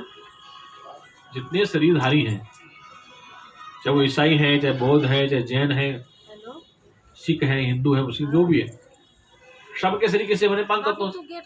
वहां तो कोई भेद ही नहीं, सबके तत्वों से शरीर बने ना, वहां कोई भेद नहीं, और सब में चेतन एक है। तो भेद कहाँ है?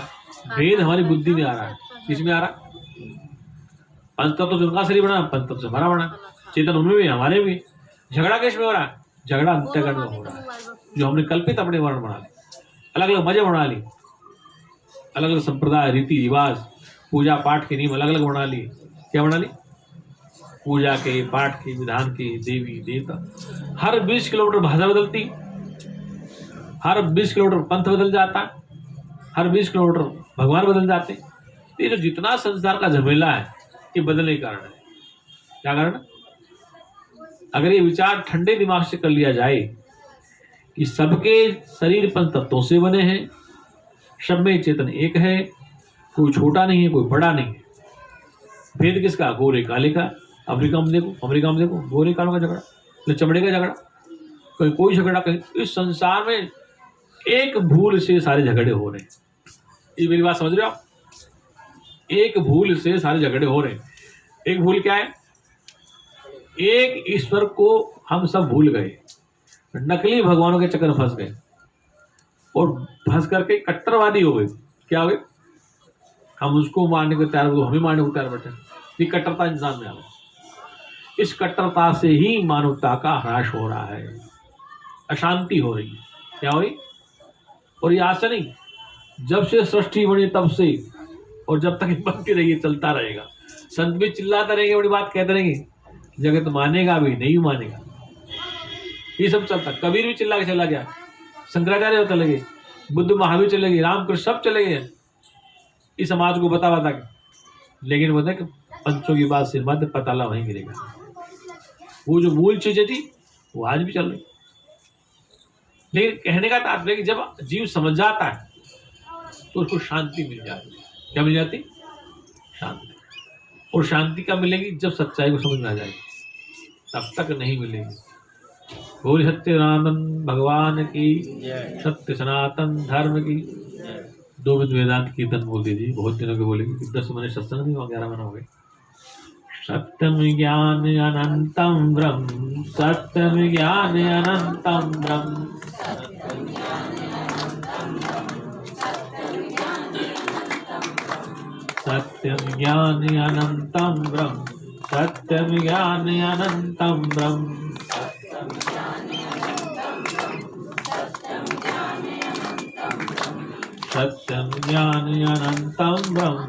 सत्यम ज्ञान अनंतम ब्रह्म,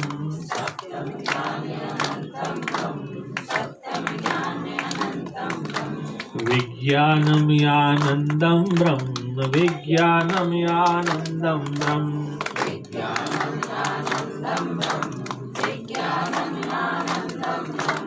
विज्ञानम आनंदम ब्रह्म, विज्ञानम आनंदम ब्रह्म,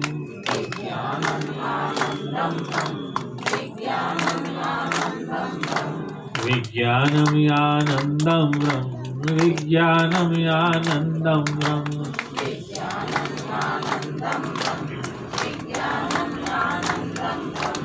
विज्ञानम आनंदम ब्रह्म, विज्ञानम आनंदम ब्रह्म,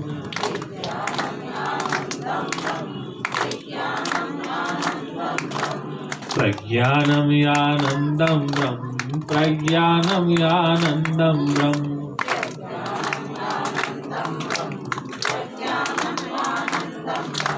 प्रज्ञानम आनंदम ब्रह्म, प्रज्ञानम आनंदम ब्रह्म,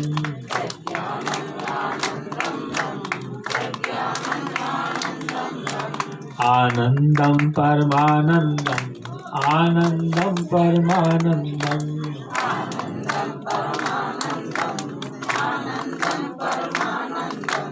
आनंदम परमानंदम, आनंदम परमानंदम।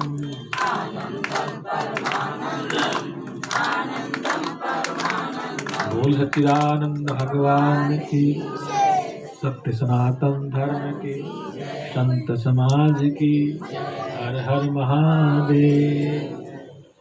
आइए अपनी जगह पे। इस संसार में एक दूसरे को कोई नहीं चाहता है। पिता पुत्र को नहीं चाहता है, पुत्र पिता को नहीं चाहता है, पति पत्नी को नहीं चाहता है, पत्नी पति को नहीं चाहती। इनसे चाहते हैं, क्या चाहते हैं? सुख चाहते हैं। क्या चाहते हैं? पिता से पुत्र सुख चाहता है। क्या चाहता है? पिता से मिलने वाली वस्तुएं चाहिए। पिता पैसा दे दे, कपड़ा दे दे, भोजन दे दे, पिता नहीं चाहिए। पति नहीं चाहिए, पति से मिलना सुख चाहिए। पत्नी नहीं चाहिए, पत्नी से मिलना सुख चाहिए। मतलब कोई किसी को नहीं चाहता, उनसे चाहते हैं। शादी तो होगी लेकिन पत्नी घर नहीं आएगी, तो क्या ऐसा विवाह चाहिए किसी को? पति का भी घर नहीं ले जाएगा, ऐसा विवाह चाहिए नहीं। पत्नी से चाहिए, सुख चाहिए। क्या चाहिए? पत्नी से सुख चाहिए। अगर वो घर में घर का काम न संभाले, खाना न बनाओ, कपड़े न संभाल, कुछ नहीं चाहिए। पति भी ऐसा चाहिए जो आपकी सुविधा पूरी करता है। एक दूसरे से जीव जुड़ा हुआ है, उससे चाहिए। क्या चाहिए? सुख चाहिए। और उनसे सुख मिलता है टेम्परेरी। क्या मिलता है? मिलता तो है, इसमें कोई दो राय नहीं। पिता से मिलेगा, पुत्र से मिलेगा, पति से मिलेगा, पत्नी से मिलेगा, धन से मिलेगा सुख सब। लेकिन वो सुख कितना है? थोड़े समय का सुख। कितने समय का? थोड़े समय का सुख है, सदा रहने वाला नहीं मिलता। देखो मीराबाई को सुख मिला था पति से 4 साल तक। किसको? मीराबाई को। तो राजा भोज जब वीर गति को प्राप्त हो गया तो मीरा क्या करी? इस पति का मैं क्या करूं, जन्म और मर जाए, पति तो मेरा अजर अविनाशी रहे। मीरा ने क्या कहा? उस पति का क्या करूं, जन्म और मर जाए। भोजराज तो मर गई तुम्हें, पति तो मेरा अजर अविनाशी रहे। पति माने स्वामी। क्या होते हैं? पति माने परमात्मा। पति का मतलब स्वामी परमात्मा। तो ये नकली पति हैं, ये बीच में हमें मिल चुके हैं। इन नकलियों से नकली जैसा सुख मिलता है। क्या बोलता है? नकली जैसा ही सुख मिलता है। असली वाला तो असली को जानने से मिलेगा। इसलिए सबकी एक ही शाश्वत मांग है कि सब उस सत्य को ही चाहते हैं। क्या चाहते हैं?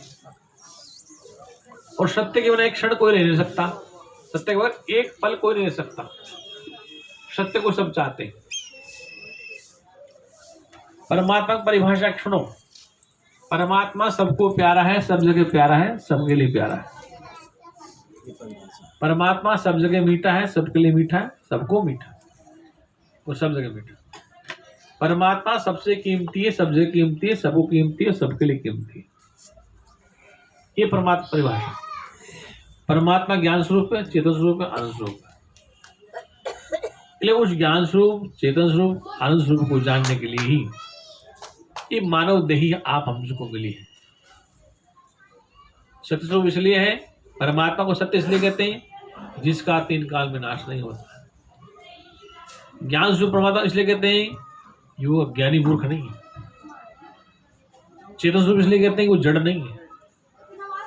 आनंद स्वरूप इसलिए कहते हैं वो आनंददायक है। आनंदो भ्रमित विजनात् आनंदे खलवानि भूतानि जायन्ते। ये सारी सृष्टि आनंद से उत्पन्न है। किससे उत्पन्न है? आनंदमय है। और सुसुप्ति प्रलय काल में आनंद में चले जाएगी। ये सृष्टि आनंद में है, आनंद से उत्पन्न है और अंत में आनंद में ही चली जाएगी। ये बीच में दुख कहां से आ गया? दुख आ गया अनजान से, अज्ञानता। किससे आ गया? हम हर क्रिया आनंद के लिए कर रहे हैं। किसके लिए कर रहे हैं? हर क्रिया सुख के लिए कर रहे हैं। सुबह उठते हैं 4 बजे 5 बजे, दिन भर काम करते हैं, पापड़ बेलते हैं, सब काम करते हैं, रात को सपना देखते हैं, सो जाते हैं। फिर किसके लिए? इसके बाद सुख मिलेगा, इसके बाद सुख मिल जाएगा, पोता हो जाएगा सुख मिल जाएगा, बेटे की शादी के बाद सुख मिल जाएगा, बेटे की शादी के बाद सुख मिल जाएगा, मकान के बाद सुख मिल जाएगा। मतलब सुख लेते लेते लेते इसकी 100 साल की उम्र हो जाती है, सुख मिला ही नहीं जाएगा। आदमी थक जाता लास्ट, फिर लास्ट में मरते मरते कुछ रह जाता है, ये रह गया मेरा काम, ये मेरा काम है। मतलब वो सुख ढूंढता है और ढूंढते ढूंढते ढूंढते वृद्ध हो जाता है, शरीर जरूर होता है, लेकिन उसको सुख मिल ही नहीं पाता। क्या मिलता है? क्या आपकी सबकी अभिलाषाएं पूरी हो जाती है क्या? जितनी इच्छाएं हैं उतने द्वंद्व है, जितना आदमी इच्छाएं फैलाए उतना द्वंद्व है। अब आप कहोगे बातें मतलब, बच्चों शांत रहो। कौन? जो बच्चा बोलो नीचे जाए।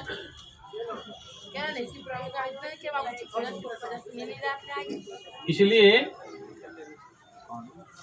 सुख की तलाश में मनुष्य बचपन से लेके बुढ़ापे तक प्रयास करता रहता है।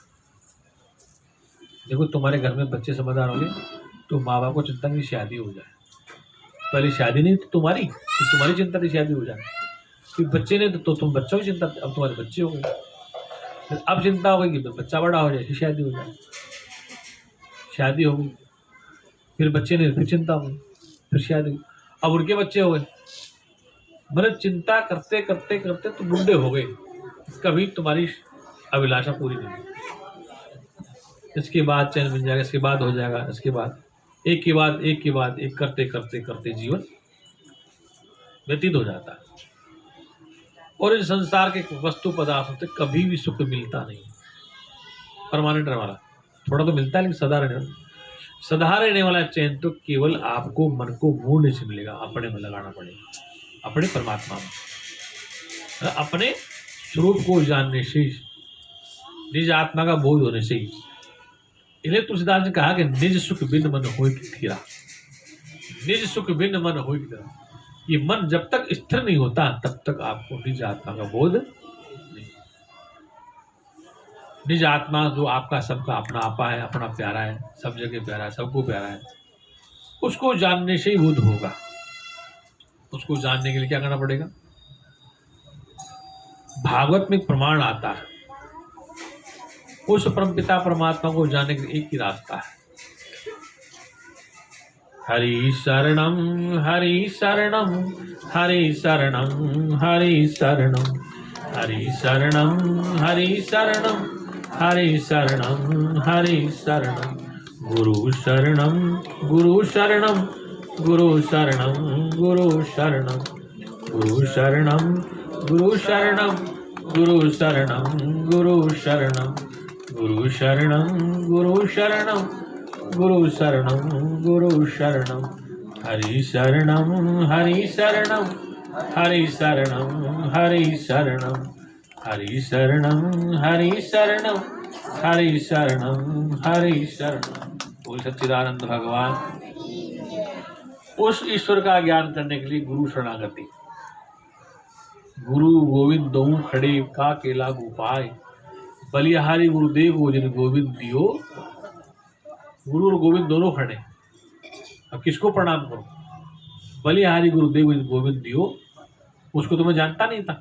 अगर ये नहीं मिलता, गुरु नहीं मिलता, भगवान और भक्त के बीच में गुरु ये मिलाने वाला क्या है, वो सत्य बता देता है तो पर्दा खत्म हो जाता है। इसलिए गुरु गोविंद दो खड़े का के लागू पार, बलिहारी गुरुदेव गोविंद दियो। गुरु को ही बलिहारी जिसने गोविंद का पता बताया, अर्थात मुझे अपने निज आत्मा का ज्ञान करवाया, और निज आत्मा ज्ञान करने से मुझे सदा रहने वाला सुख मिल गया। कौन सा मिल गया? ये समझ में आ गया कि संसार के प्रत्येक रिश्ते नाते सब कल्पित हैं, संसार में सब वस्तुएं काल्पनिक हैं, केवल सच्चा सुख तो मेरी आत्मा का ही, अपने आप का है। उसको जानने के बाद इस संसार में बोल लेता हूँ। कैसे? जैसे विवाह हो गया, पति का पता चल गया, पत्नी का पता चल गया। ये पता चलने के बाद हमें कोई माला नहीं फेरनी है कि पत्नी को भूल न जाए, पति हमें भूल न जाए। कोई माला थोड़ी रखते हैं, ये पति राम पति राम पति राम पति राम, ऐसा नहीं करते। ये करते हो? पति को भूलने के लिए कोई माला है थी? पंडित ने एक बार बताया तो आज इसकी पत्नी, आज उसका पति आज तक नहीं भूले, तो क्या माला रखते हो? भगवान से भी सस्ता है तुम्हारा भगवान पति, वो भगवान आपके पति से सस्ता है। एक पति मिला, एक बार पंडित जी का आज से तू इसकी पत्नी तेरा पति, आज तक भूले हो क्या? तो माला नहीं रखी कि भूल न जाए, दोनों ने माला रखी कोई, हे पत्नी राम, हे पत्नी देवता, हे पत्नी राम, भूल न जाए, नहीं भूले। क्यों नहीं भूले? क्योंकि ईमानदार से जान लिया एक दूसरे को, ईमानदार से पहचान लिया। ऐसे जीव भी ईश्वर को ईमानदार से जान ले तो फिर माला की जरूरत नहीं पड़ती। कि तुम पति कौन सी माला करते हो, तो वो पति क्या तुम्हारी माला से सस्ता है क्या? जो सबका पति है, जो सबका स्वामी है, लेकिन नश्वर शरीर पति है, नश्वर पत्नी, इसको तुम भूल नहीं पा रहे। उसके लिए तुम माला, उसके लिए माला रट कर एक बार जान लो। क्या कर लो? जैसे पति को एक बार जान लिया, पत्नी को एक बार जान लिया, अभी तक नहीं भूले आप कि तुम 60 साल के हो, 70 साल के, भूले नहीं, क्या भूल गए? ऐसे उस ईश्वर को एक बार जान जाए सत्संग के द्वारा, तो फिर जीव कभी भूलता नहीं है। फिर उसको माला की आवश्यकता नहीं पड़ती रटने की। केवल ये तो मन को रोकने के लिए इंतजाम है, मन इधर उधर भागे। माला हाथ में, एक सेठ जी राजस्थान में, वो सुबह सुबह माला फेरी, दुकान खोल ली, राम राम राम राम राम राम एक, राम राम राम राम राम राम दो, है ना। फिर क्या करे, ये नौकर 10,000 लेके भाग गया साला, फलाना ब्याज खा गया, राम राम राम राम राम, वो दुकान की चोरी ले गया, राम राम, मतलब माला फिर जाए, दुकान की चर्चा कर जाए, राम राम राम एक, राम राम राम राम दो, राम राम राम राम, और माला हाथ में, चर्चा क्या कर रहा, नौकर गाड़ी दे रहा बैठा बैठा, दुकान का चोरी, वो माल नहीं ले गया, फिर राम राम राम राम, तो दोनों काम कर रहा है। तो एक इसको माला बोलते, मतलब माला फेरा, राम राम राम राम राम राम एक, फिर नौकर गाली दे रहा, फिर दुकानदारों गाली दे रहा, वो माला फेरा। तो ये ऐसी माला नहीं, उसकी माला नहीं फिरती। माला तो क्या उन लोगों के लिए, जैसे पहले क्लास में बच्चा जाता ना, तो क्या लिखता, कैसे कबूतर, कैसे खरगोश, तो उसमें कबूतर दिखाते हैं, फोटो छाप किताब, खरगोश दिखाते हैं, गाय दिखाते हैं, पानी दिखाते हैं, मछली दिखाते हैं, वो समझ हाँ मछली है, शेर है। क्या बड़ा होने के बाद उसको क्या कबूतर बोलते हैं? क्यों? उड़ा दे कबूतर, गाय भगा दी, खरगोश भगा दिया, छतरी भगा दी, जेबरा गधा भगा दिया, हाथी गाय सब भगा दी, सीधा बोलता क्या कहेगा? क्या बोलता? सीधा बोलता। जो बच्चा 8वीं क्लास में है, 5वीं, क्या क्या कबूतर बोलता है? क्यों? कि वो कबूतर दिखाया था उसको समझाने के लिए, क्या है कबूतर की फोटो। अगर वो कबूतर की फोटो नहीं दिखाए तो कबूतर सीखता नहीं। इसलिए कै खे घेगड़े है माला, ठीक है? जैसे माला है, कै खे घेगड़े की परिभाषा है। जिसको कै खे घेगड़े नहीं आता उसको चार्ट देते हैं स्टूडेंट को, बच्चे स्कूल टीचर, वो माला है, ज्ञान करने की माला है। उस माला को छोड़ के फिर तुम्हारे पड़ेगा मेरे पास, नहीं तो काम नहीं चलेगा माला। बोले सच्चिदानंद भगवान, जब तक पता नहीं तब क्या क्या लगे नहीं लोग, क्या लगे? माला लिए घूम रहे। माला क्या है? 108 की माला मणिया जो क्या है, देखो उसमें एक धागा होता ना, अगर धागा टूट गया तो मणिया बिखर गई, माला ही टूट गई तुम्हारी। क्या? धागा टूट गया तो माला, तो माला क्या है? हम जितने भी शरीरधारी हैं उस चेतन से एक ही माला में गुथे हुए हैं, मणि की तरह। ये भगवान गीता का क्या, सारी जैसे हमारे शरीर हैं उस एक ही चेतन धागे में पिरोए हुए हैं।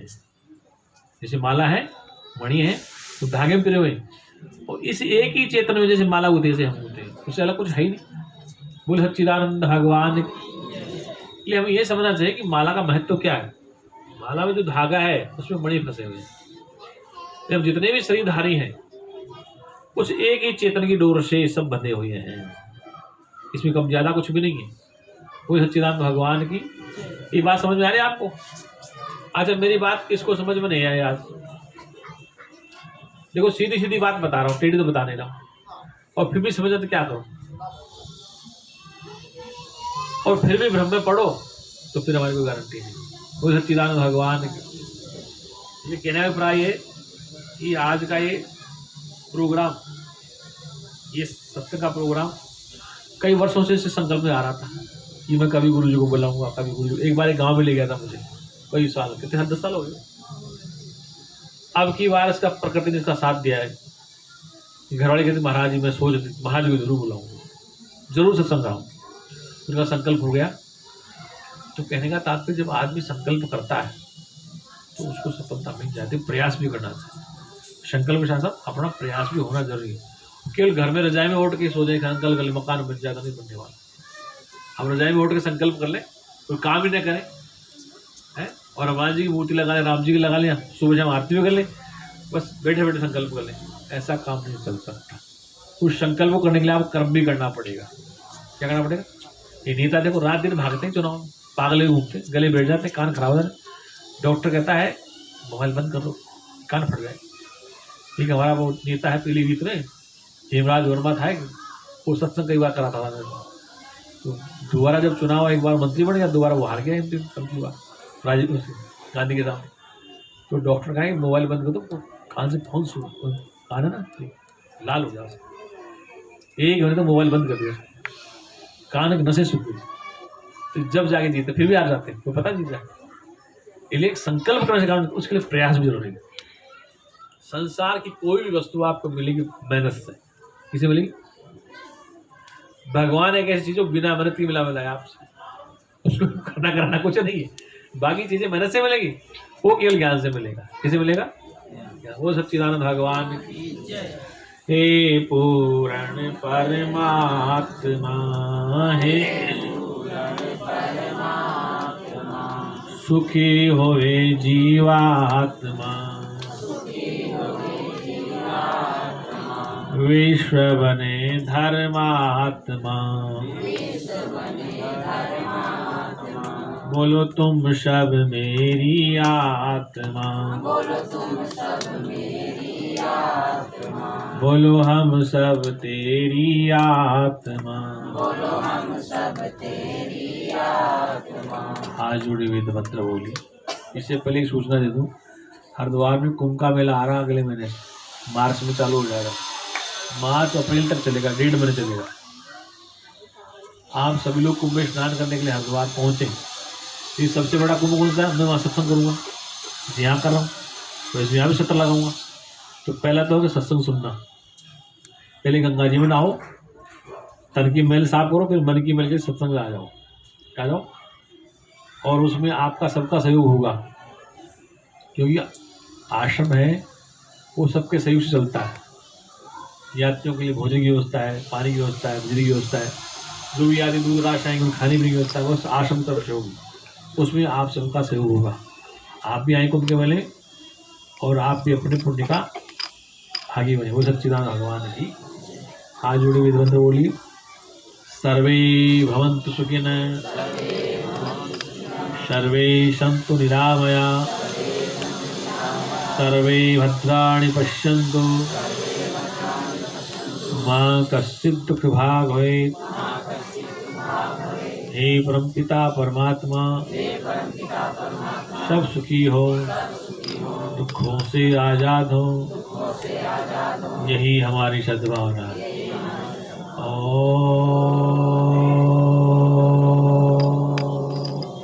शांति शांति शांति।